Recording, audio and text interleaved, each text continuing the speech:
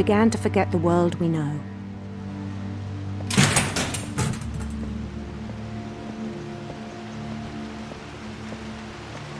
I think it pained him to remember Lewis, the cannery worker.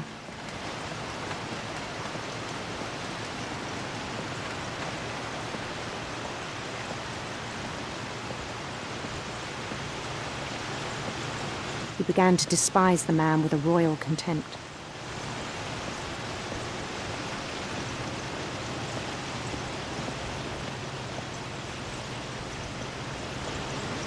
I still thought I could save him. Even after he said he was being crowned king over all the lands of wonder. The palace would be packed with his companions.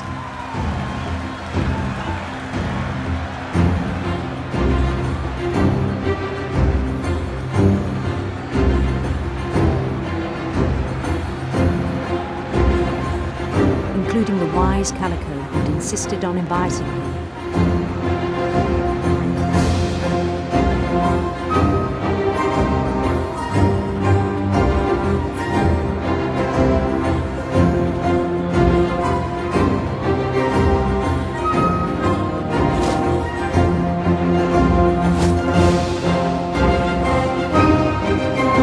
His queen waited, holding his crown.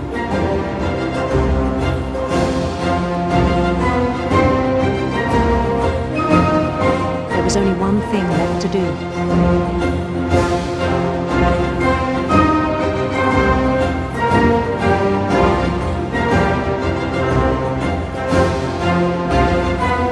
Bend down his head.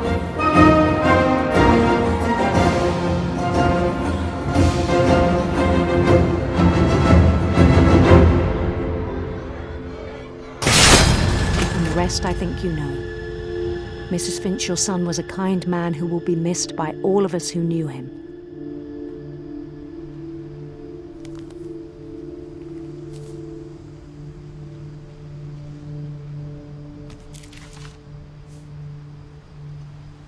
My brother was really cool. I wish you could have met him.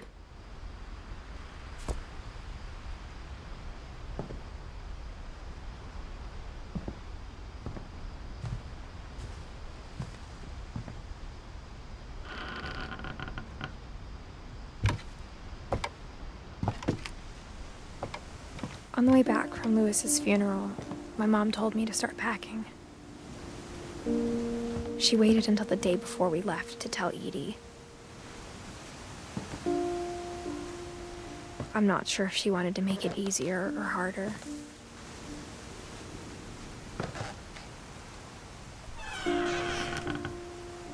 I wish we'd stayed.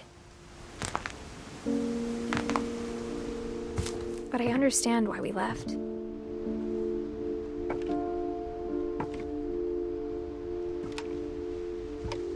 What happened that night had been coming for a long time. Maybe it should have come sooner.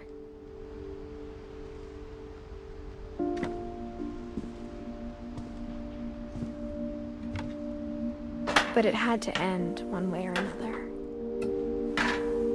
All that's left now is to tell you about that last night.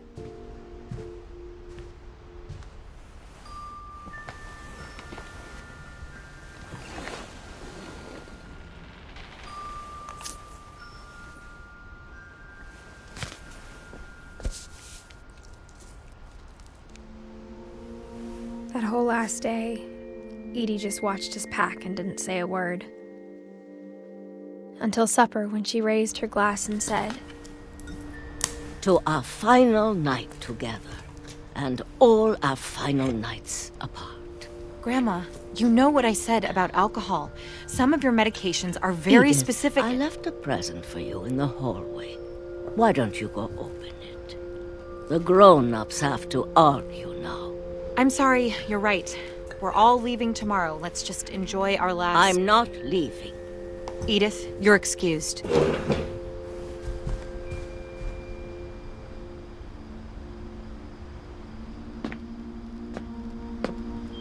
The power had been shut off that morning, but Edie always had plenty of candles.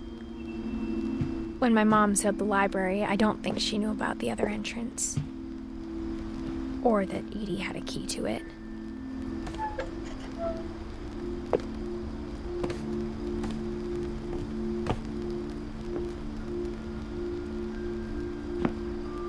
That thing you're afraid of isn't going to end when you leave the house.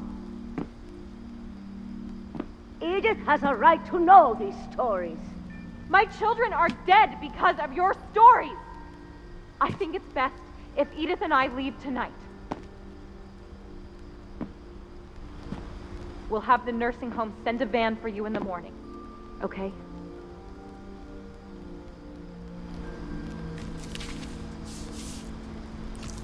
Dear Edith, there's so many stories I wish I could tell you, but there's only time for one.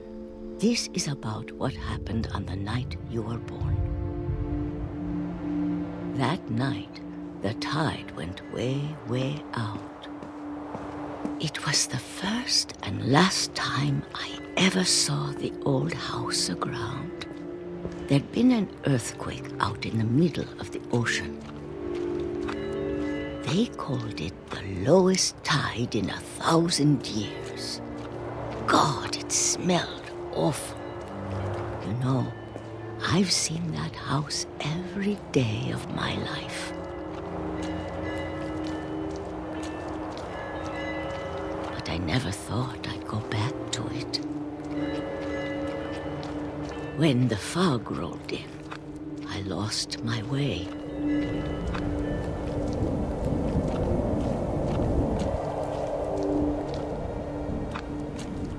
I got turned around.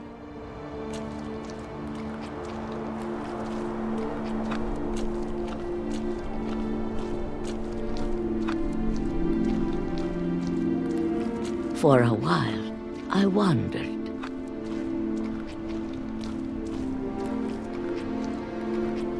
I started seeing things.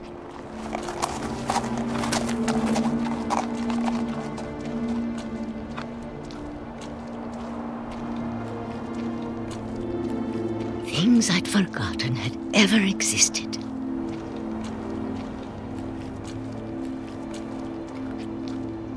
But when I saw them, they felt like old friends. That night, a lot of things came back to me.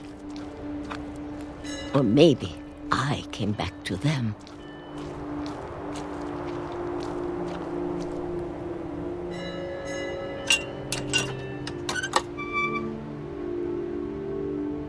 Things I can't explain, but that I need you to try and... Edith, what are you doing in here?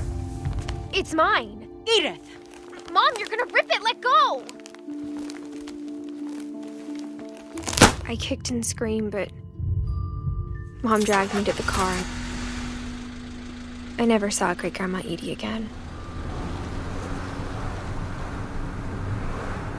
The next morning, the van came to pick her up, but she was already gone.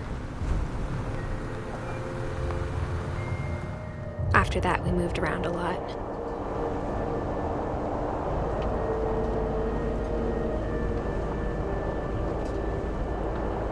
We both tried to make the best of it.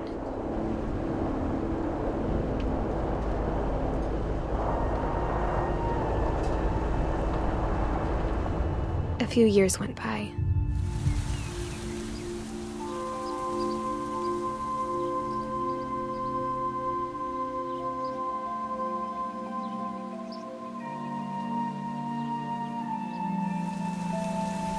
My mom didn't like to talk about it. But she started getting sick a lot. The rest happened pretty quickly. She got better for a while, and then she didn't.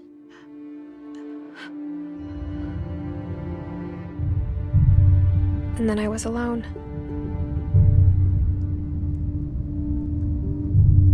The last Finch left alive.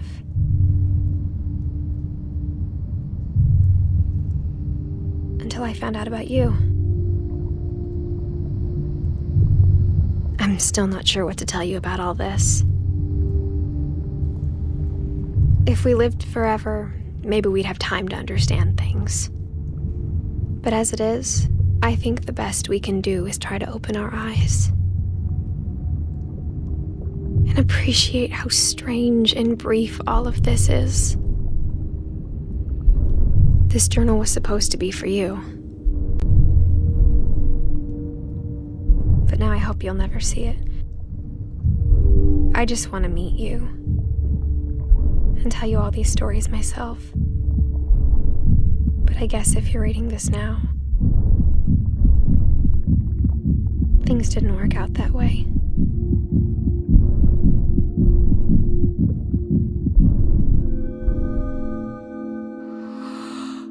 This is where your story begins. I'm sorry I won't be there to see it. It's a lot to ask, but I don't want you to be sad that I'm gone. I want you to be amazed that any of us ever had a chance to be here at all. Good luck.